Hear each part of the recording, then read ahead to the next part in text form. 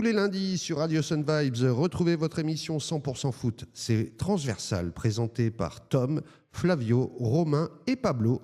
Ils vous parleront foot national, local, international et mondial. C'est le nouveau rendez-vous sur Radio Sun Vibes de votre émission 100% foot. Rendez-vous tous les lundis de 19h à 21h. Et bonsoir à toutes et à tous, très heureux de vous retrouver pour cette deuxième émission de Transversal. Je suis avec les mêmes invités que la dernière fois, enfin les invités, les chroniqueurs de cette émission. On va commencer par dire bonjour à Romain. Bonjour Romain. Ça va Tom, tu vas bien ? Ça va, un peu nerveux comme toujours, hein, c'est les débuts, on commence, ouais. mais très heureux d'être là et d'être avec vous. On est content d'être là et on a aussi Flavio avec nous ce soir. Ça va. Bonsoir à tous et bonsoir à toi Tom aussi. Très heureux de faire cette émission avec vous. Motivé ? Ouais, on va parler foot, ça va se faire bien. Et en plus de nos deux habitués désormais de l'émission, on a le petit nouveau, Pablo. Ça va quoi Tom ? Ça va, je te sens en forme aujourd'hui. Je suis en pleine forme comme tout le temps, trop content d'être là. On va parler de foot un peu, c'est le moment. C'est le moment, c'est le domaine. Je s'y connais. On va parler aujourd'hui dans cette émission, on va commencer par le décryptage de la semaine dernière de l'Olympique de Marseille. On va parler de la Ligue des Champions avec le Sporting, mais aussi du déplacement face au Racing Club de Lens qui ne s'est pas très bien passé. On passera aussi un petit tour de France comme la semaine dernière. Et puis, on devait faire un tour d'Europe, mais on va quand même se concentrer pas mal sur ce match entre le Real Madrid et le FC Barcelone. Dans un deuxième temps, on aura le coup de cœur de nos chroniqueurs qui ont bien préparé ça. Ils auront 2 minutes comme la semaine dernière pour nous donner leur avis. Après, on aura le petit instant foot local, parce qu'on reste une radio locale et il faut parler de ceux qui font le sport dans notre région. On terminera cette émission par une preview du match entre l'Olympique de Marseille et Angers. On aura enfin un petit quiz pour terminer l'émission. Et je rappelle que la semaine dernière, c'était Flavio qui avait remporté ce quiz. Romain, tu veux nous en parler ou... Je peux dire encore une fois un mot. Défends-toi. Je peux me défendre, ça j'ai le droit. Juste, tu peux rappeler sur qui était le quiz la semaine dernière ? J'arrive plus à me souvenir. Ok, alors Flavio, est-ce que tu sais pour qui ? Je ne connaissais pas ce joueur. Tu connaissais pas, c'était non, En tout cas, je sais que Romain a perdu et puis on verra pour le quiz de cette semaine comment il s'en sortira. Mais en attendant, on va commencer par le show de l'actu et ce qui s'est passé la semaine dernière. Donc, les matchs entre l'OM, le Sporting et l'OM et le Racing Club de Lens. Qui veut commencer sur ces 2 matchs? Peut-être sur le Sporting. On va commencer par Ligue des Champions d'abord. Quelqu'un a un mot à dire sur ce match et cette défaite? Romain? C'est dur. C'est dur, c'est le premier mot qui me vient. C'est dur. C'est compliqué. C'est dur, bon pas c'est dur d'en parler, mais c'est dur de repenser à ce match. Là, tu commences super bien. Il y a eu des faits d'arbitrage dans lesquels on va en reparler, etc. Mais tu commences super bien, tu perds, tu finis sur une défaite, tu es frustré. C'est dur, c'est vraiment le mot dur là, d'un point de vue général. Parce qu'en quelques phrases, ce match, pour moi, le mot, c'est dur. C'est dur. Toi, Flavio, comment tu l'as vécu ce match ? Pour moi, ce match, c'est la défaillance surtout d'un homme qui a fait basculer le match. Et en plus, cet homme est quand même assez expérimenté. Il a déjà gagné la Ligue des Champions. Donc, pour moi, c'est la défaillance d'un homme. Et il faut dire son nom quand même. C'est Emerson, je pensais qu'on allait en parler. Oui, non, mais on va en parler. Mais bon, porter plainte contre X alors qu'on connaît le suspect, c'est pas forcément très bien. Et Pablo, toi, tu l'as vu ce match et qu'est-ce que tu en as pensé ? Ouais, je l'ai vu et je l'ai même revu. Et bon, vas-y, grosse maîtrise quand même de l'OM sur la première mi-temps. Donc très déçu du résultat. Après, des faits de match, des faits d'arbitrage qui sont, ma foi, litigieux. Quand on voit qu'un arbitre peut faire une erreur sur... Il n'y a pas de pénalty, jamais pénalty quand il siffle, et qu'il met un carton jaune après ça. Bon. C'est le premier point de cette rubrique, c'est cet arbitrage qui a pas été à la hauteur, les amis, face au Sporting Portugal. Je pense que tout le monde est plus ou moins d'accord là-dessus. Aubameyang en a parlé après le match, il a dit que ce n'était pas un arbitrage digne d'un match de haut niveau. Au-delà de ce carton rouge pour Emerson, vous l'avez trouvé vraiment pas à la hauteur, l'arbitre ? J'ai trouvé au début qu'on a eu de la chance, dans le sens la première faute de Balerdi. Vraiment, je l'ai revu aussi. Il joue pas la balle, il rentre dans le joueur, il coupe une action. Si Luis Suarez va seul au but, et ça aurait été la fameuse story des anciens Marseillais qui marquent encore une fois face à l'OM, mais potentiellement. Mais déjà là, pour moi, il a été gentil de mettre jaune. Mais après, au-delà du fait qu'il était gentil, il est pas bon. Moi, je suis d'accord avec toi. Pour moi, c'est une erreur. Pour moi, Balerdi doit prendre rouge. Oui, donc du coup, ça va dans le gentil pour nous. Oui, non, parce je que comprends. Ici, il n'y a qu'un seul olympique. Mais ce que je veux dire, c'est que oui, gentil pour nous. Mais après, derrière, oui, la main d'Emerson mettre rouge sur la première main d'Emerson, le premier jaune que prend Emerson, il est inadmissible, pas parce que c'est l'OM, mais de manière générale. Enfin, il veut pas arrêter la balle volontairement avec sa main, il se tourne.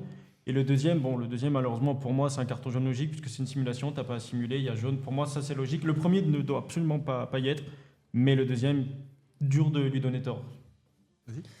Bah moi, je suis pas trop d'accord avec ça. Moi, je trouve que si l'arbitre fait une erreur en sifflant le penalty, il n'y a jamais penalty, il voit qu'il le touche pas. Mais comme la jambe est quand même au milieu du joueur, tu peux esquiver une jambe. Tu vois, par, on va dire, petite expérience, des fois, tu esquives une jambe, tu peux tomber. L'arbitre, s'il ne siffle pas penalty, on continue le jeu et ça continue. Tu vois, il siffle le péno, le ballon est encore dans le jeu. Donc, selon toi, ça peut être que le fait qu'Emerson ait voulu esquiver ou du moins pas se rentrer dans le défenseur qui fait qu'il peut être déséquilibré, que l'arbitre prend ça comme une simulation. Et en fait, l'arbitre siffle tout de suite. Si le joueur demande le péno, ok, mais là l'arbitre siffle tout de suite. Il pense qu'il y a un contact, il siffle tout de suite. Il n'a même pas laissé le temps à Emerson de simuler. Ouais, Emerson, c'est vrai qu'Emerson réclame quasiment pas. Il n'a pas réagi. Ouais. Et puis même dans la suite du geste, il le touche. Emerson se jette en avant, d'accord, mais après il y a le pied qui touche. Enfin, j'ai trouvé, même si bon, c'est une erreur. Dans tous les cas, Emerson fait une erreur lui de son côté en se jetant, en sachant qu'il a un carton jaune et tu peux prendre le risque. Oui, voilà. Mais moi, j'ai vu beaucoup de gens dire le deuxième jaune est logique. Je trouve pas j'ai vu des simulations beaucoup plus excessives que ça qui n'ont pas forcément ramené un deuxième jaune derrière. Et dans tous les cas, le premier jaune n'y est pas. Donc pour moi, c'est une erreur d'arbitrage dans tous les cas. Et puis même si on parle de la prestation de l'arbitre, il se trompe tout du long, il lâche le jeu. Enfin, on se serait cru dans un match de Ligue 1 où avec l'arbitre qui, dès qu'il y a un contact, siffle une faute. Je ne les trouvais pas à la hauteur. En fait, ce n'est pas un arbitre de Ligue des Champions. Et puis, il faut aussi rappeler que l'année dernière, il arbitre Monaco-Benfica. Oui, j'allais y venir. Ouais. Et c'est encore un match où il est catastrophique. Et en fait, on se demande, mais qu'est-ce qu'il fait là ? Ce n'est pas un arbitre du niveau Ligue des Champions, on le sait. Et l'UEFA, d'habitude, prend des mesures. On l'avait vu avec Denis Aitekin quand Barcelone avait éliminé le PSG 6-1, le rayer des listes de l'UEFA. Lui, ça fait plusieurs fois qu'il fait des matchs où il est mis en évidence que ce n'est pas un bon arbitre. Et pourtant, l'UEFA continue de le mettre. J'ai du mal à comprendre. En vrai, j'allais dire que c'est peut-être pas un match. Le fait que l'UEFA le rappelle à chaque fois, c'est peut-être pas un match si important pour l'instant. Il n'a pas fait ça dans une demi-finale. Oui, mais bon, ça fait 2 matchs de Ligue des Champions, sachant qu'il y a l'UEFA, il y a l'Europa League et la Conference League. Moi, je suis désolé, un arbitre qui fait un match comme ça, tu le renvoies en Conference League. Ouais. À un moment donné, les joueurs sont sanctionnés quand ils font pas des bons matchs. Je vois pas pourquoi les arbitres seraient intouchables. Non, je suis d'accord, mais oui, il a fait ça Monaco-Benfica et Marseille-Lisbonne. Il fait ça sur un PSG-Bayern. Tu te dis que l'ascension peut tomber peut-être plus vite. Non, bien sûr. C'est ça que je veux te mais dire. Bon, quand même, là, ça a quand même fait du bruit parce que, bon, avec tout ce qui entoure le match, pour moi, c'est pas normal. C'est pas normal qu'un arbitre qui a déjà un passif arbitre de la sorte et arbitre en Ligue des Champions, tout simplement. Surtout qu'il te coûte le match sans faire le Marseillais, il te coûte le match. S'il n'y a pas jaune, il n'y a pas rouge. Et s'il n'y a pas rouge, l'OM 11 contre 11, c'est vraiment pas le même match de n'importe quelle manière. C'est clair. Mais bon, en plus de ce rouge, pour le coup, pour ne pas rester que sur l'arbitrage, moi, il y a quelque chose qui m'a dérangé dans ce match, c'est le coaching de De Zerbi et l'approche de cette deuxième mi-temps où j'ai pas reconnu l'OM, j'ai pas reconnu De Zerbi qui se veut un coach qui va de l'avant, qui a des idées. Là, il s'est effondré sur lui-même, il s'est effondré sous la pression, De Zerbi. Ouais, de partir déjà sur un truc défensif, alors que tu gagnes 1-0, franchement, on sait très bien que l'attaque, c'est la meilleure des défenses, hein, honnêtement. Et là, on voit qu'à chaque fois que tu défends, ça arrive dans tous les matchs. Tu recules, tu vas prendre des buts. Tu te fais punir. Tu sais pas faire. Déjà, c'est vrai que l'OM, c'est pas une équipe qui a l'habitude de défendre et de subir. Mais puis surtout, à un moment donné, quand tu respectes pas le football, tu le payes cash. Et là, à force de défendre, au bout d'un moment, tu te fais punir. Et c'est logique. Le résultat, au final, il est logique parce que au-delà de l'arbitrage, au-delà du rouge, Marseille a arrêté de jouer. Et dès que on en parlait la semaine dernière de PSG Strasbourg, quand Strasbourg arrête de jouer, derrière, ils prennent 1-2 buts, tu te fais revenir. Et puis c'est. Ça, c'est vu, oui. Ça s'est vu. Puis surtout, une fois que tu te fais égaliser, tu n'as plus que Robinho Vaz devant, tu n'as quasiment aucun offensif sur le banc, donc tu sais que ça va être très très compliqué de revenir. Enfin, Robinho Vaz, on en avait parlé juste avant, il est peut-être encore un peu jeune pour assumer le poids d'une attaque de l'OM en LDC. J'allais venir justement, il te reste que Robinho Vaz parce que tu sors Greenwood à la mi-temps. Voilà, tu sors tes deux à la mi-temps, tu sors Vermeuren et Greenwood qui sont tes 2 meilleurs joueurs de la première mi-temps. T'as plus personne pour conserver les ballons, t'as Aubameyang qui a 37 ans, qui est cramé, qui doit faire les efforts tout seul. Mais surtout qu'il a 40 mètres de ses milieux à chaque fois, il est en pointe tout seul durant toute la deuxième période, c'est très compliqué. Et puis moi j'ai vu un truc qui m'a rendu dingue, c'est t'as Timothy Weah, le mec il a du gaz comme pas possible, on défend depuis le début de saison qu'il a des qualités physiques énormes. Le mec, il était tellement tout seul qu'il s'est cramé en 20 minutes, il ne pouvait plus faire un effort.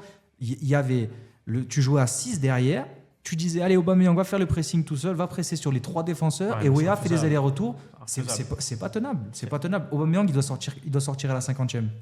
T'as Robinho Vaz, un mec, tu sais que ses qualités, c'est courir, brûler la pelouse, parce que ça vous tient à cœur cette expression. On l'aime bien, toi. Vous l'avez dit Tu l'aimes 7 bien, fois la celle-là. semaine dernière. Fais-le rentrer, fais-le faire le pressing, il va pas rechigner. Aubameyang, à la fin, tu voyais qu'il avait décroché. Ou alors tu mets comme face au Havre, tu mets les 2 attaquants. Ouais, Faut que tu reviennes au score, mais les 2 attaquants. Vermeeren, tu dois jamais le sortir. Tu dois être un peu plus défensif, malgré parce que tu es quand même à 10 contre 11. Mais Vermeeren, c'est c'est un mec qui te récupère les ballons. Oui, et puis il fait un passe courte, simple, ça joue simple, ce qui est. Il remplace Angel Gomez qui est en méforme totale, qui est rentré aussi, on l'a malheureusement pas vu. Mais oui, tu dois pas enlever Greenwood et Vermeeren à la mi-temps. Surtout, tu gères très mal ton carton rouge. C'est vraiment ça, tu gères très mal ton carton rouge. C'est pour caricaturer et peut-être être un peu vulgaire, c'est le premier caca culotte de Non, Zerbi mais à l'OM, clairement, lui qui d'habitude veut limite jouer à Oui, l'excès. Tu vas Là, contre J'avais tes dit faux valeurs. pas, mais caca culotte, ça marche aussi. Ça te tient à cœur, Flavio. Non, Oui, mais tu vas c'est contre vrai. tes valeurs de l'OM, tu prends on va jouer en avant, conquérant, etc. Tu prends un rouge face à un Sporting il faisait pas peur. Il faisait rien. Non, 11 contre 11, il faisait rien. mais même Même à 10 contre 11. là, d'ailleurs, c'est un truc où pour le coup, je suis assez d'accord avec De Zerbi, c'est que même en seconde mi-temps, il se procure pas grand-chose. Le Rien. Sporting, il marque sur. Bon, on va en parler après de Oui, Pavard, mais il marque sur deux erreurs, une main contrée et un. Et un placement, Ouais, c'est pas. tu Pavard, nous- il est 3 mètres derrière la défense. Oui. On va en reparler de Oui, Pavard. oui. Il va y avoir. On va pas cramer toutes les cartes, on va rester comme ça. Donc, une défaite en Ligue des Champions, la deuxième déjà sur cette campagne. Et, bon, sans dire que ça hypothèque totalement les chances de l'OM, c'est une belle occasion de se mettre un peu à l'abri au classement. Parce que là, tu as 6 points en 3 matchs, tu peux voir plus serein la suite. Là, il va falloir être très bon, il va falloir être solide à domicile face à l'Atalanta, Newcastle. Bon, Liverpool, on n'en parle pas, même s'ils sont dans une mauvaise passe. Et après, il va falloir gagner en Belgique 2 fois. Pour moi, tu as obligation de gagner 2 fois face en Belgique, face à l'Union Saint-Gilloise et au Cercle Bruges. Mais ouais, c'est dommage. C'est dommage parce qu'on avait pas mal d'espoir. On nourrissait des. Et on pouvait, c'est pas comme si on pouvait pas le faire, on pouvait gagner, Ah, mais mais il s'est passé ce qui s'est passé. Pour moi, tu prends par où tu gagnes le match parce que quand Oui, on le répète, à 100%. le Sporting faisait rien. Et malheureusement, cette mauvaise nouvelle s'en accompagne d'une autre, c'est cette défaite à Lens. Oui. Cette défaite à Lens avec une nouvelle fois une deuxième mi-temps insipide des hommes de Roberto De Zerbi qui avait pourtant ouvert le score grâce à Greenwood et fait une bonne première mi-temps. Comme au Sporting. Mais une nouvelle fois, c'est Pavard, le pauvre Benjamin Pavard qui te flingue. Avec du coup le bilan sur la semaine, c'est quoi? C'est un but contre son camp, une main qui provoque un but, un mauvais placement sur un hors-jeu et un penalty provoqué. Je pense qu'il n'en a pas vu beaucoup des semaines Il y a comme ça dans sa le quintet carrière. dans l'ordre là. Vraiment. Ouais. Manquerait plus Entrée, qu'il se plat, blesse. dessert. Ouais, vraiment. Celui qu'on vendait comme le défenseur peut-être le plus fiable de cette équipe avec Naïef Aguerd. En soi, jusqu'à là, il y était. Il était irréprochable, mais bon, c'est une semaine en enfer pour Mais- lui, mais ça peut arriver. C'est Ah. malheureux. J'ai beaucoup critiqué devant ma télé, mais Critiqué, c'est-à-dire. non, Dire je flûte, dirais- alors. je dirais pas, C'est ça. je dévoilerai pas les coulisses.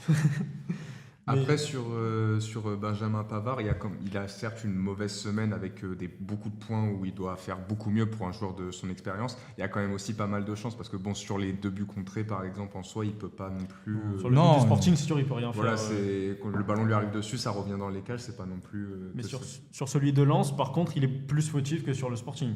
Ouais, surtout sur le penalty il se jette de façon. Ouais.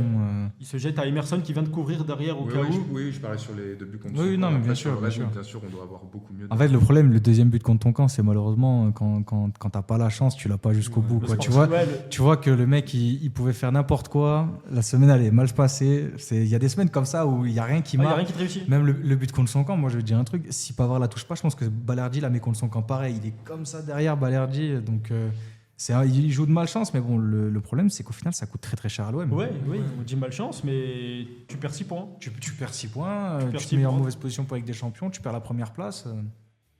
Non, je suis d'accord. Une semaine. Il n'y a pas que Pavard, parce qu'il y a Emerson qui prend rouge sur Lisbonne, donc Pavard n'est pas le seul responsable des mauvais résultats de Non, l'OM bien cette sûr, et semaine. puis on l'a dit, De Zerbi aussi a sa part de Ah oui, responsabilité. mais même face à Lens, il a encore eu une gestion. Déjà, pour moi, tu ne dois pas mettre Vaz titulaire dans ce genre de match.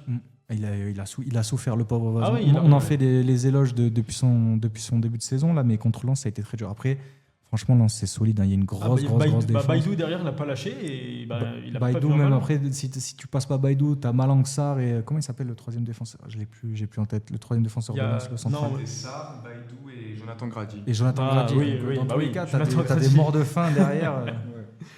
Ouais, donc c'est compliqué pour Robinho Vaz et Même franchement, même Aubameyang, d'entrée, elle est pas. Ouais, il déclenche, il déclenche une frappe. Ah, Aubameyang, il a pas. Ouais, il déclenche une frappe et c'est ta seule occasion de la seconde mi-temps. Et ce que j'allais dire, c'est que pour moi, je trouve la seconde mi-temps contre Lens, elle est catastrophique.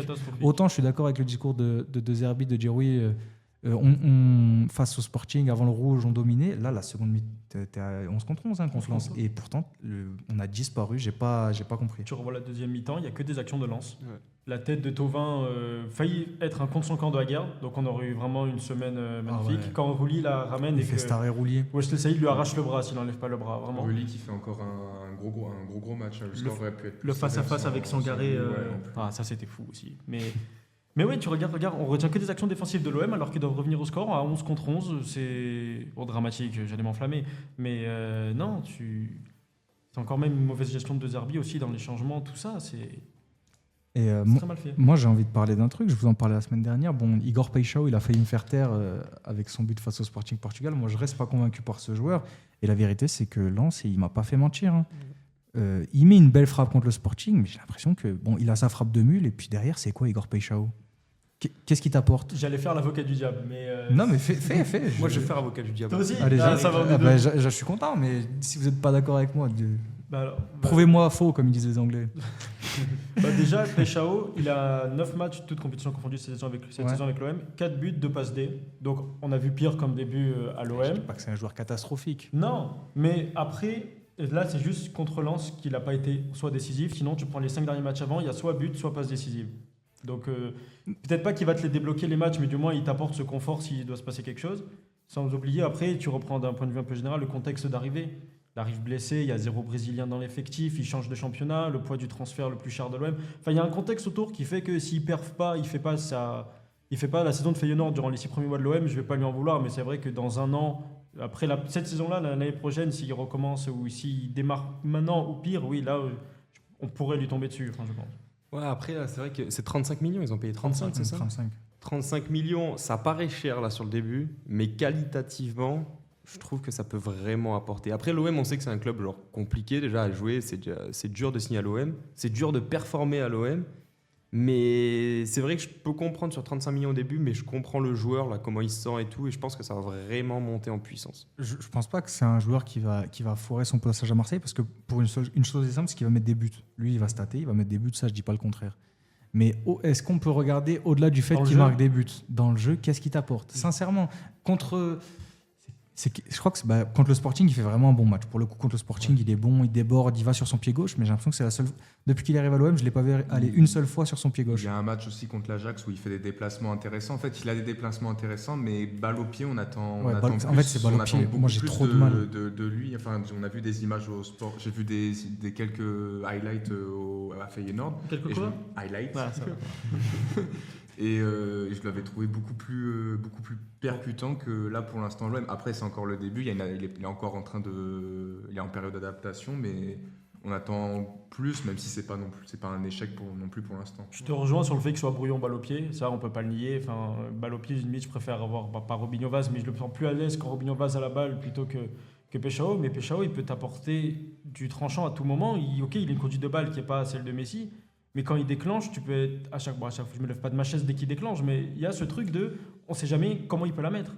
C'est mais dangereux dès qu'il a la balle, dès qu'il. Mais il y a un peu quand même ce truc de il prend le ballon, on sait ce qu'il va faire quoi. Maintenant oui, il devient en plus, j'ai pas l'impression qu'il a une palette très large parce que il a une grosse frappe du pied droit. Par contre, est-ce que vous l'avez vu utiliser son pied gauche? Non. Et si vous l'avez vu utiliser, qu'est-ce qu'il a fait bien avec? C'est bien ce que je dis. Je crois en U13 une fois, il a fait un endroit, je pense. Ouais, mais il n'y a pas besoin en vrai. S'il rentre, il frappe Thauvin, il faisait quoi en fait, à l'époque? Non mais tu peux pas me comparer Thauvin avec le ballon. Non mais il rentrait, il frappait. Oui. Mais Thauvin, il avait d'autres choses. À la création, il faisait des trucs, il venait chercher des ballons. Là, Paixão, en fait, il faut que tu te trouves lancé avec de l'espace devant lui et qu'il ait de la place pour frapper. Et le problème, c'est que ça, en Ligue des Champions, ça va marcher. Il va se tâter en Ligue des Champions. Mais en Ligue 1, en bloc bas, en Ligue 1 face à des. Ouais. Moi, je pense que premier degré, en Ligue 1 contre un Metz ou un Angers, il ne sert à rien. Tu le mets titulaire face à Auxerre? Tu l'as payé 35 millions, donc tu le mets titulaire à tous les matchs. Mais sur le fond, et puis t'as qui? Le problème, c'est que. Il y a d'un côté Greenwood de l'autre. Oui, mais bon, Mouria, techniquement, c'est C'est pour ça, non, je te pose la question. c'est un peu le problème je trouve, la profondeur de l'OM. Il manque un offensif. Bon, là, il y a Ahmed Traoré qui est blessé, donc ça aide pas, mais il te manque un offensif capable d'un peu jouer partout, de créer, qui a pas besoin d'avoir le ballon dans les pieds et qui peut créer tout seul, comme ta Greenwood. Bon, après, je te dis pas d'avoir un Greenwood. Non, mais oui. Non, mais ça va, oui. enfin, moi, Pardon, excuse-moi. Vas-y. Non, vas-y, fini. non, toi, fini. Ok. Ahmed Traoré, par exemple, sur ce qu'il a montré dans ses débuts à l'OM, il ferait beaucoup plus. Ouais, il va faire il du ferait bien. dans Il ce va faire du domaine-là. bien. Exactement. Il va faire du bien. Donc voilà, bon, j'ai mes réserves sur Pécho. Vous avez l'air d'être plus convaincu que moi, donc vous rangez du côté Je reste de côté de. d'Igor. Oui, Igor, j'ai pensé à un technicien croate qu'il y avait à l'Olympique de Marseille. D'ailleurs, le technicien croate, il va pas faire long feu sur le banc de la Juventus. Hein. Ah bon? Ah, il va se faire virer là. Sans blague. Ah, Oui. Mais comme quoi, c'est cyclique le football. Hein. pour revenir au Igor brésilien, oui, je reste de. Donc- J'y crois encore et ça va le faire. Toi, Flavio, tu y crois encore aussi? Franchement, ça Ah, sera. je l'ai rallié à Macos, Flavio. Ça sera pas le Brésilien fantasque qu'on rêverait d'avoir au Vélodrome, mais il pourra rendre de bons services, je pense, à l'OM quand même. Et toi, Pablo, qu'est-ce que tu Non, penses? moi j'aime bien. Toi, t'aimes bien? Ça Il va, frappe c'est fort, c'est ton style de joueur. toi. Ouais, j'aime bien ça. Ça rend Après, ça. un Brésilien qui s'appelle Igor, ça me met un petit doute. Il manque un truc dans le nom quand On sent l'arnaque. Bon, bah, de toute façon, Igor Peixoto, il aura la chance de me faire taire face à Angers. J'espère qu'il le fera. J'espère aussi. Et on va se retrouver un peu plus tard pour le Tour de France. Là, un petit encart musical et on revient. Ça fait plaisir.